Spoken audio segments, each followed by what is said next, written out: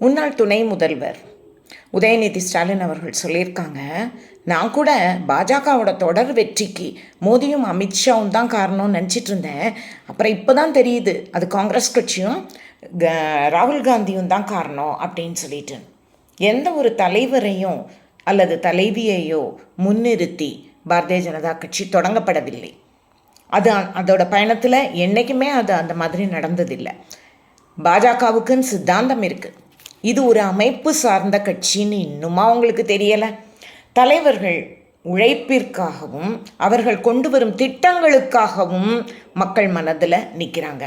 அதை முன்னிறுத்தி தான் நம்ம பண்ணுறோமே ஒழிய, but for that political ideology தான் இங்கே முக்கியம்.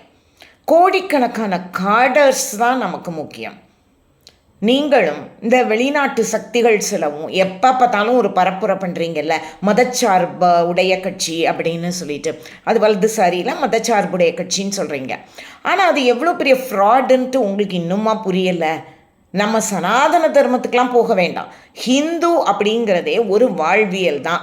ஆனால் அதை ஒரு மதமாக நீங்கள் நினச்சிக்கிட்டு அது ஏதோ ரொம்ப கொடூரமான விஷயங்கள்லாம் அதில் இருக்கிற மாதிரி தொடர்ந்து சித்தரிச்சிட்டு, அதுக்கப்புறமா இந்த கட்சி அதுக்கு ஏதோ ரொம்ப ஆதரவாக இருந்து அதை வளர்த்து எடுக்கிற மாதிரி நீங்கள் ஒரு பிம்பத்தை கட்டமைச்சு இதெல்லாம் இப்படி பண்ணுறதுனால தான் நீங்கள் இப்போ தோற்றுருக்கீங்க, தொடர்ந்து தோக்கவும் போகிறீங்க.